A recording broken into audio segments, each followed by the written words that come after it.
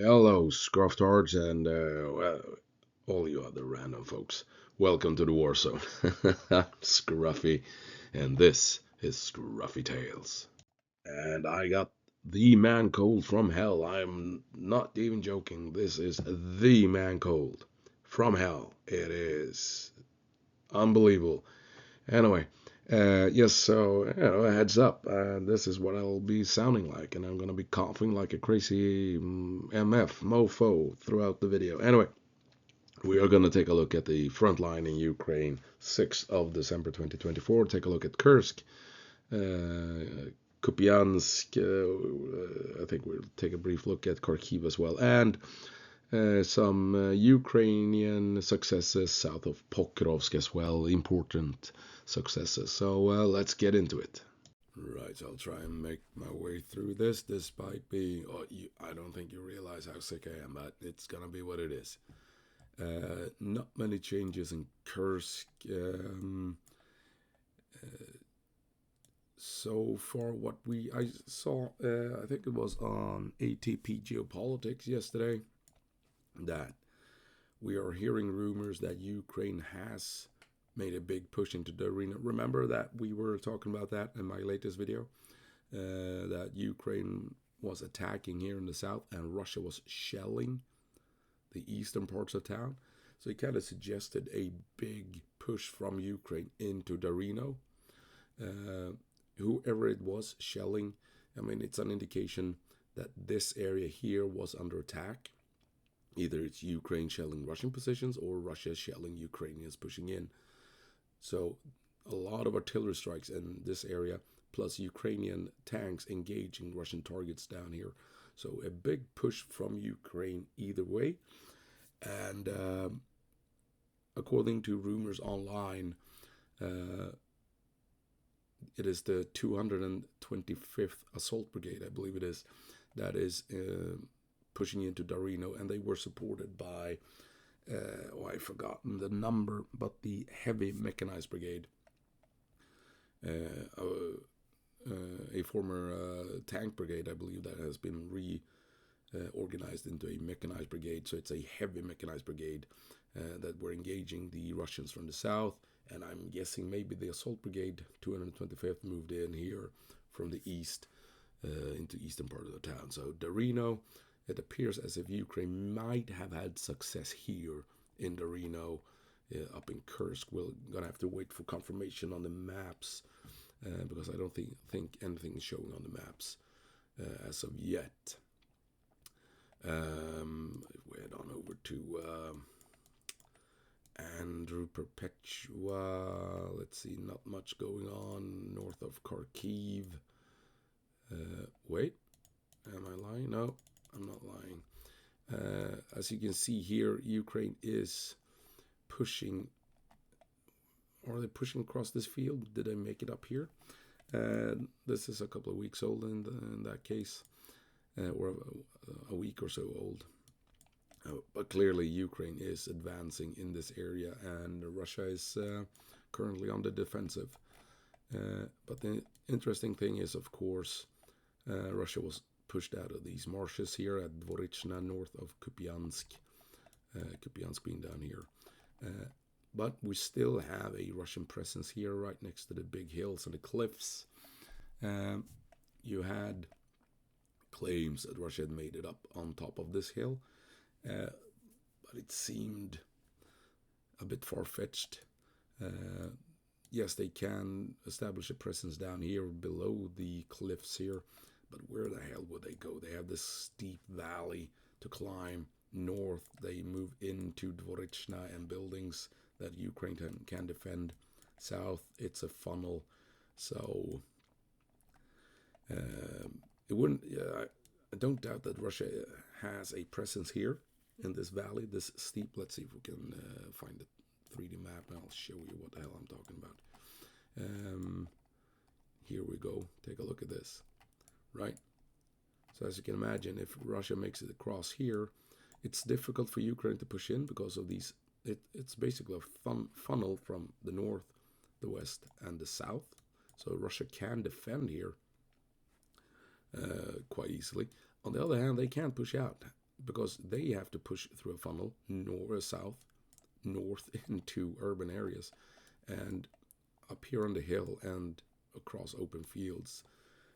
So I'm guessing it's only a matter of time before Ukraine manages to clear them out from here as well. Sorry about that. Interestingly enough, ISW is the only map that shows that Russia has managed to secure the bridges here at the Oskil outside of Dvorichna. No other mapper shows this, and that makes me think that Russia might be abandoning the marshes and the cliffs if they do indeed control the bridges. If the bridges are intact is another question, but if this is a more secure crossing point, Russia might try and reach Dvorichna. But whatever the case, even if this is just a raid where Russia goes over, fights for a couple of days, and then pulls back intentionally, it will draw forces from Kupiansk for the Ukrainians up to Dvorichna, just in case Russia does something like this again or launches something larger in the area and what have you. So even if these are just raids where Russia goes across and then goes back, by design, it will draw Ukrainian forces to Dvorichna to reinforce this area here, which will weaken Kupiansk as a whole. So that's what's going on there. Let's head down to Pokrovsk and see what's happening down here. It's quite interesting. We're gonna take a look at Velika Novosilka. Russia is right on the outskirts. According to ISW, Ukraine has liberated Rozdolne. Russia pushed in, and Ukraine has now counter-moved and reclaimed Rozdolne. And if we take a look at Mayakovsk 73 at Pokrovsk and move down to, where is it? Velika Novosilka. Where are you? Here we go. Velika Novosilka. You can see Russia is moving in. Rozdolne is still in Russian control, but Novye Komar is liberated by Ukraine. I posted this a couple of days ago when it happened with Russians fleeing. So maybe, potentially, I mean, between ISW and Mayakovsk 73, it looks as if Ukraine has forced Russia back from these two towns, securing the northern flank of Velika Novosilka. These towns are essentially fortresses out here on the open steppes that allows Ukraine to hold the Russians at bay. Quite interesting. Sorry, I had to take a break there and coughing. But we're going to stay on Pokrovsk because I had a idiot, no kidding, a full-on idiot the other day and said, you just wait, in a couple of days Pokrovsk will have fallen. These idiots. So let's take a look at that. It's been a couple of days and Pokrovsk has not fallen. Here you have Pokrovsk, Mirnorad, and we can see Russia is moving along this river and valley here. Shovte to, what's this, Novopustinka towards Novotroitske, and Shevchenko. Shevchenko is where you want to be, because from here you can launch attacks properly towards Pokrovsk. But as we can see here, it also cuts this supply line. This supply line is already cut essentially, since Russia is right next to it. This supply line cut. Now Ukraine can utilize it. Goes all the way down to Andriivka. Russia, of course, wants to secure the highway from Donetsk all the way out to Constantinople, Andriivka, and then they can use this road eventually for their own purposes to bring in supplies to the area south of Pokrovsk. So Russia wants this highway, this supply route here from Shevchenko, Andriivka to Donetsk. What they also want is, when they push out this way, is they are in a position to cut this supply line. Here you have a railroad as well as a highway. So now you cut another supply line into Pokrovsk. Very crucial. And also, as you can see here, Udachne. These blues areas are Ukrainian defensive lines, known, but I assume they have built more over these past couple of months. But as you can see quite clearly at the Udachne, you have a gap in the Ukrainian defenses here at Pokrovsk. So what Russia wants to do is to claim all the territory here south of the river. They want the highway for logistical purposes. When all of this is secure, they can place artillery here and bombard Pokrovsk from the south, help out with any future attacks into the city. But it also allows Russia to head into Udachne. And when you are at Udachne, then you can begin pushing north towards this highway, E50, and you have another railroad here. And Hirishne.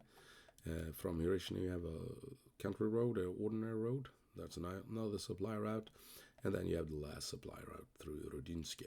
So as you can see, this is where Russia wants to move in and cut off Pokrovsk from supplies. The question is, can they do it? Let's see if we head back to the 3D map here. Where the hell are we? Here we have Pokrovsk, and here we have Udachne. So they want to come up this way, Novotroitske, Novosilka, towards Udachne, that gap in the Ukrainian defenses, as far as we can tell. But as you can see, there are some terrain features here. You have a river, these small villages and towns that are good places to defend, and Ukraine has the high ground outside of Udachne to the south. So Russia needs to push into the valley where you have all the towns, you have rivers, lakes, and high ground that favors Ukraine. And if Ukraine has fortified the hills and the high ground here, the question is, can Russia really push up towards Udachne?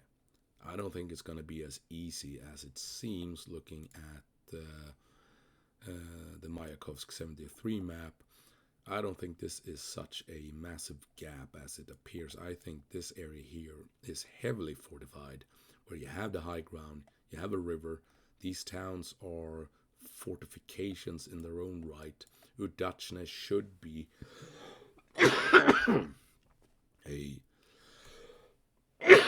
it should be a bastion. Sorry, Jesus Christ, it's cold. It should be a bastion by now.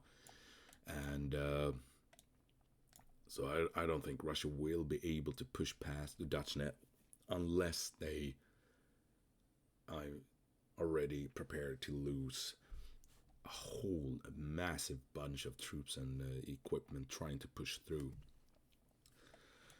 So I think these two, E20 or E50 I should say, and this road here going through Rishne, I think these supply lines will be open.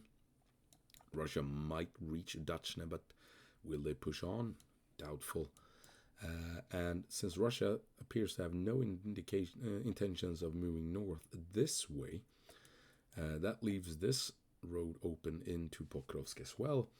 And, well, at the moment, Ukraine can also be supplied via this way. I guess this is covered by drones and artillery, but, I mean, technically Russia is not in a position to cut this road here either. So you have a couple of supply options here for Mirnorad and Pokrovsk.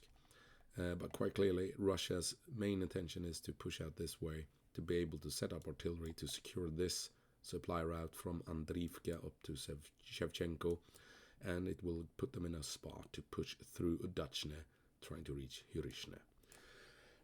Will this happen in a month? No. This will happen sometime during spring of 2025, would be my guess. I think Russia will struggle at Udachne, is my calculated guess. I mean, maybe the maps are true. Maybe there is a massive gap in the defensive line here. If that is the case, Russia may very well be able to push through Udachne and try and reach Hirishne and Chershivka and what have you. So we'll see what happens.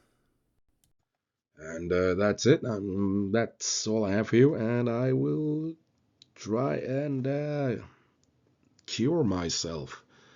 And by that, I'm gonna crash on the couch and feel sorry, drinking tea and trying to recover, basically. Anyway, that's gonna be the end of it.